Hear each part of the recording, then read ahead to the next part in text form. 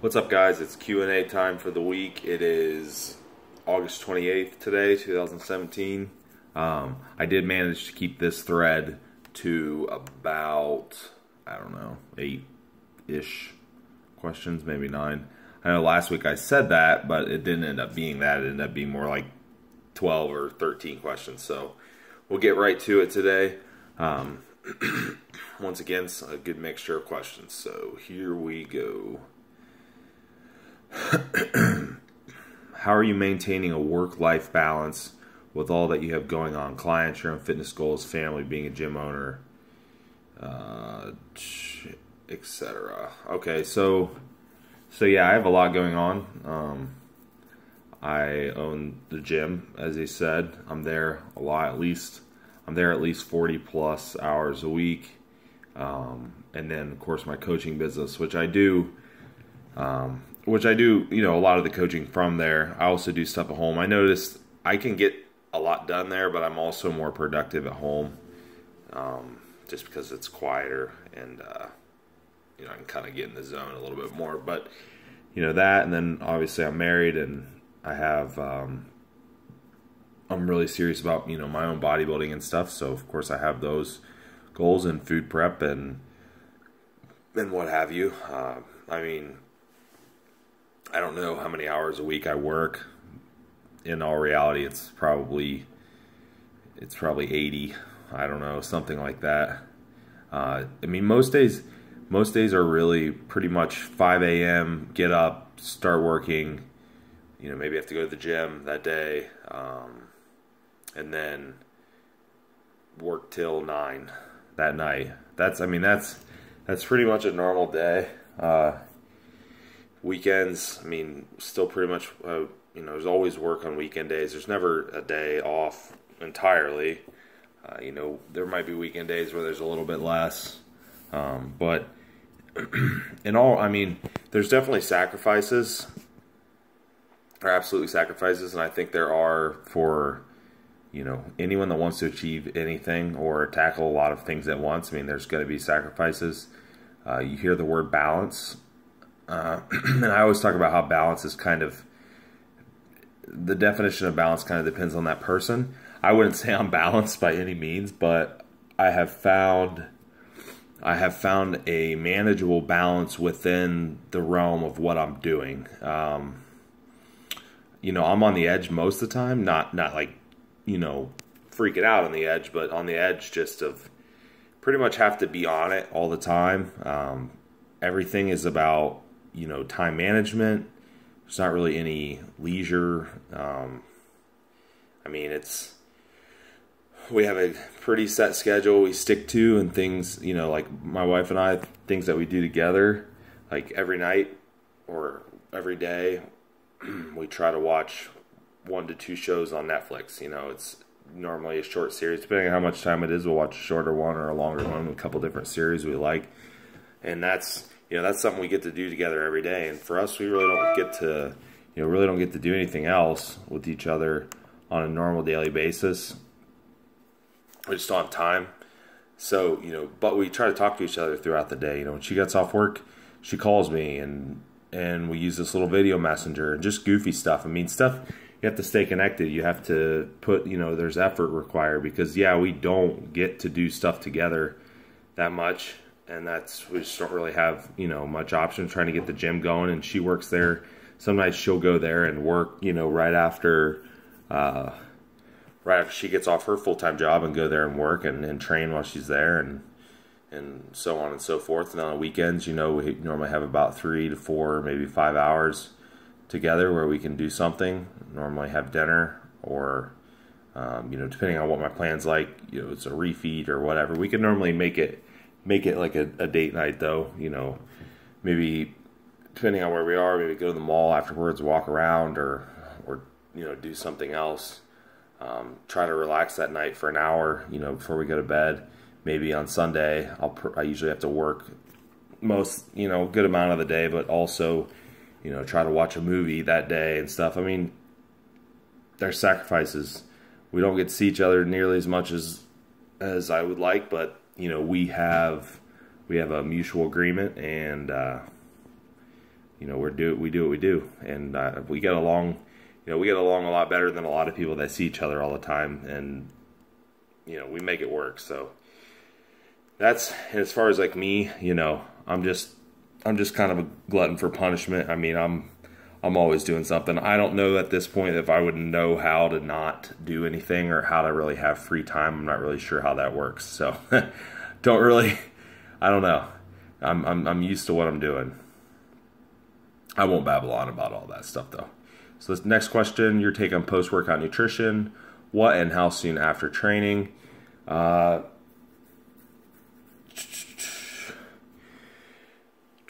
Well, that's going to kind of depend on a couple things. I don't think it's extremely crucial that, you know, you're slamming a shake with your carbs right after training or anything like that. Because, I mean, a lot of people use intra-workout nutrition now. So in which case, you know, you're really supplying yourself normally with essential amino acids or maybe a complete protein source, sometimes carbohydrates. In which case, I really don't think you need to eat right after. You could, but I don't think you have to. I mean, there's plenty of amino acids present in the bloodstream, possibly some glucose. You shouldn't really need to eat right afterwards if if your schedule doesn't allow.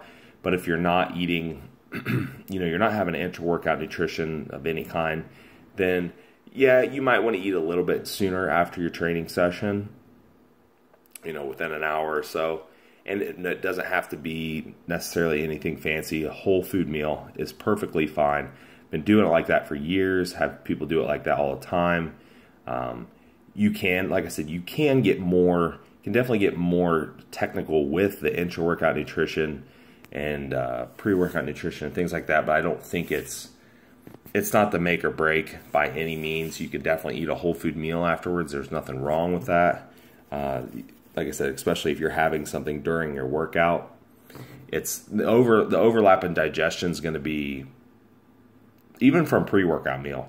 I mean, people don't realize that meals are going to, almost all your meals overlap on a daily basis, unless you're eating like 5 or 6 hours apart. Most of the digestion in your meals overlaps, not necessarily in your gut. I mean, it might a little bit, but what's in your bloodstream, it's not, you don't have to pound food every 2 hours. It's just not necessary. Okay. In your opinion, what are the best sleep supplements and doses? 5-HTP, GABA, melatonin, others. Thanks.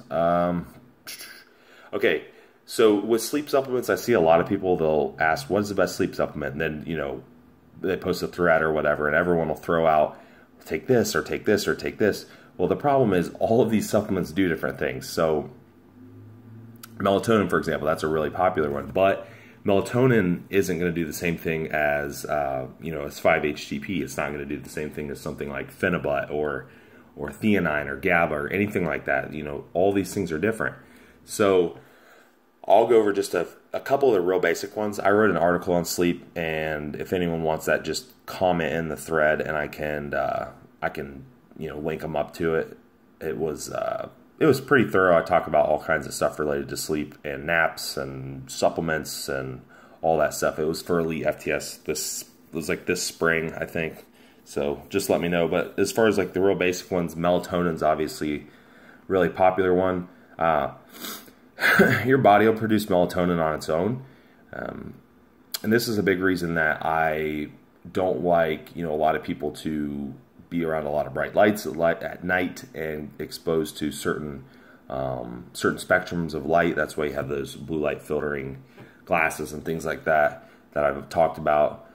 You know, so melatonin is really good for like people that do shift work or that don't have a set sleep schedule. Those people that are, you know, moving around sleep schedule wise, they might be depleted in melatonin because their patterns aren't necessarily the same. Melatonin's kind of in response to light and dark, so that could be thrown off. You can try it if you have a really normal sleep schedule. You can still try it, and it might do stuff for you, and it might not. But you know, a starting dose might be as low as 1 milligram. You can work your way up to 6, 8, 10 milligrams. Some people, and maybe even just use it on nights that you know that your schedule's off and you know that you are very stimulated with light and things like that before bedtime, and it might help you more on just those days and not using it every day. Another one, 5-HTP, so that's for serotonin.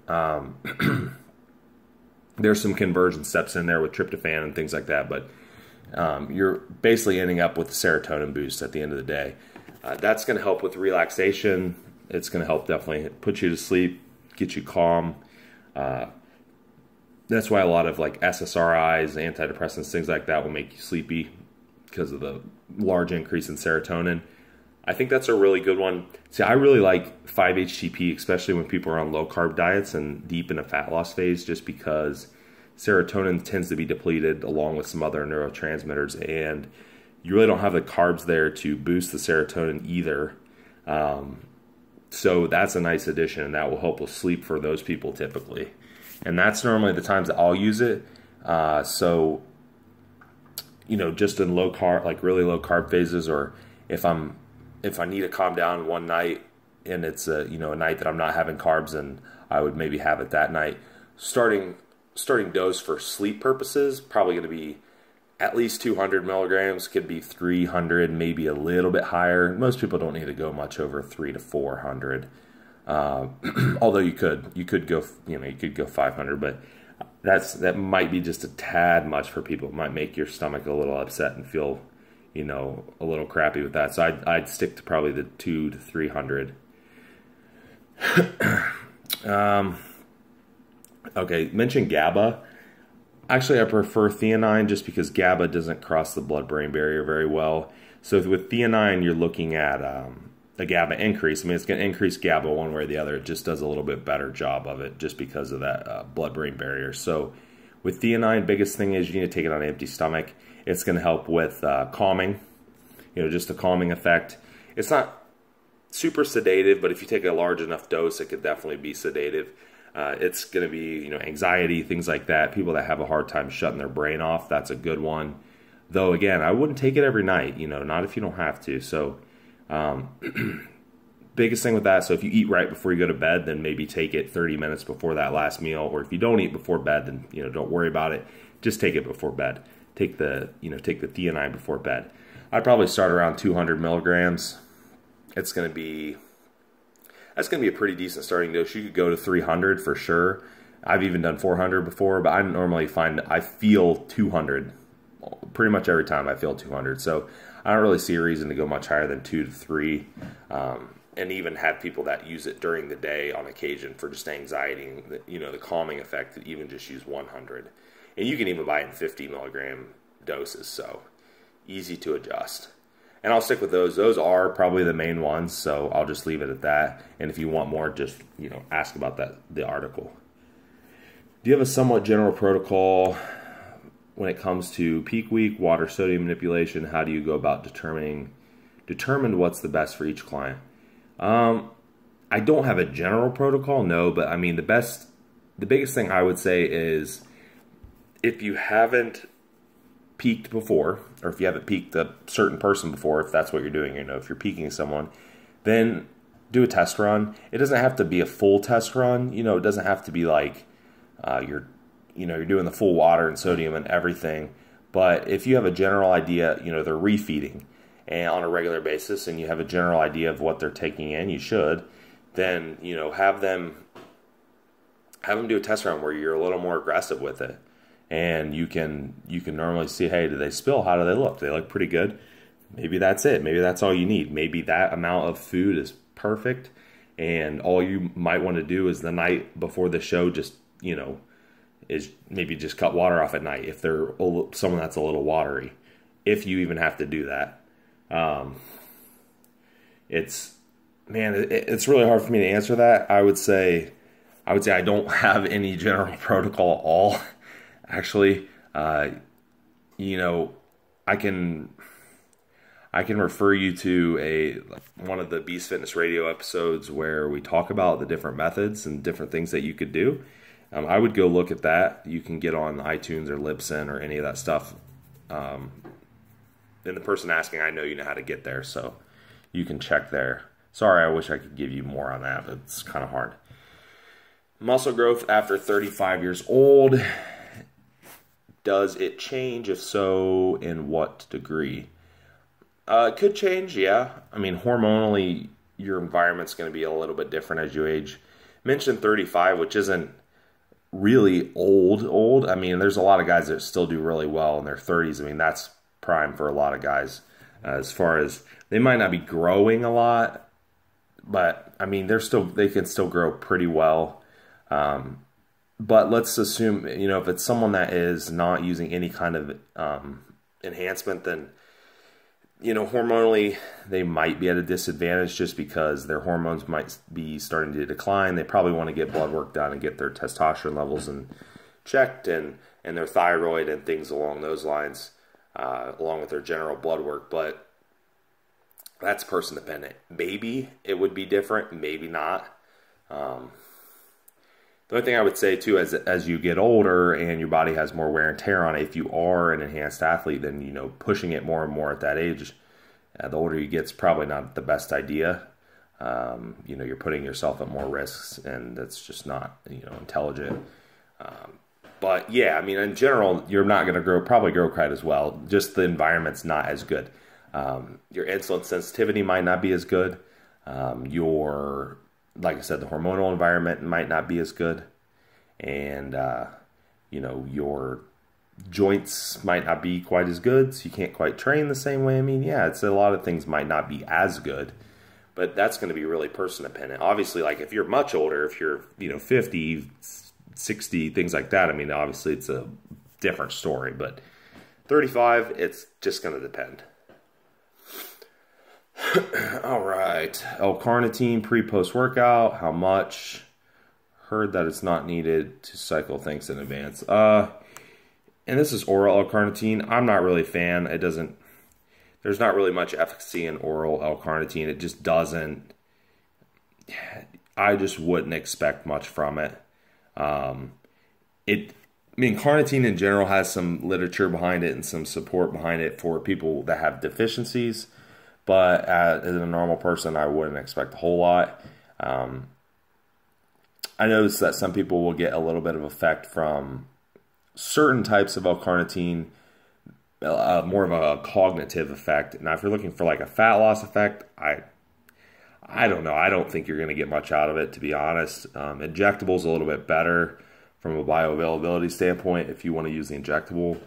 And that's, you know, that's going to be just up to the person if they want to use it. And dose-wise, I mean, there's a lot of different doses people might only use. I've seen as low as like 400 milligrams up to 1,000 a couple times a day. But, I mean, you can get away with a lower dose. 400 milligrams is going to give some effect. It's best around times where insulin levels are a little bit higher, so that's why you'd hear people taking insulin with it, though you don't have to. Some people might argue that you do. I personally don't think that you do. It works well if you take it pre-workout. You know, if you're doing that 400 milligrams or 600 or 800 pre-workout and you have some carbs into workout, it's going to do what it should do. But oral, I wouldn't mess with it.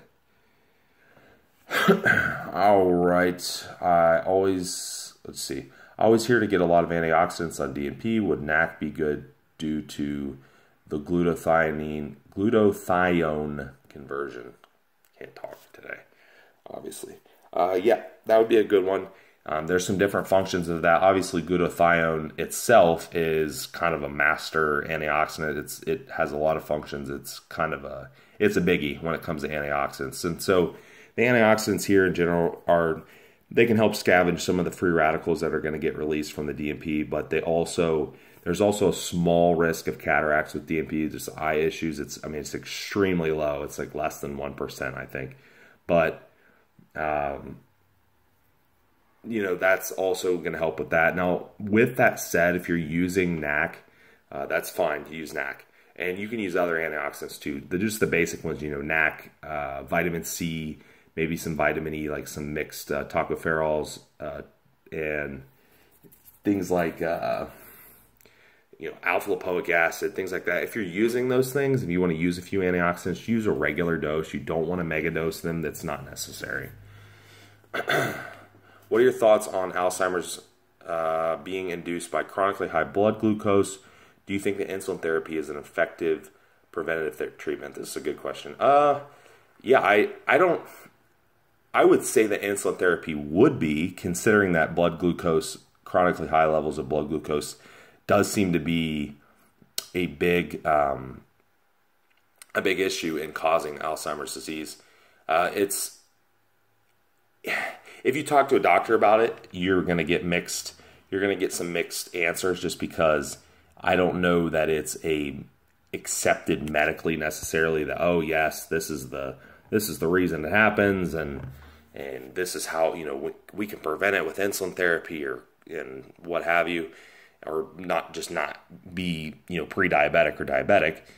But I think there's enough literature out there to make it pretty convincing argument. I know that someone that's really knowledgeable on insulin, Colette Nelson, she talks about it, and she talks about insulin and using insulin for it and whatnot. And yeah, I mean, if someone has chronically high blood glucose, then insulin therapy would be valid. It would be maybe a basal insulin, let those beta cells rest, kind of heal up from that. And obviously lifestyle changes and stuff too, depending on what's causing the elevated glucose. But I really hope in, you know, coming years that it's something that doctors consider. I don't know how many actually do that, like mainstream, you know, your normal MD, GP, or whatever you want to call it. But hopefully.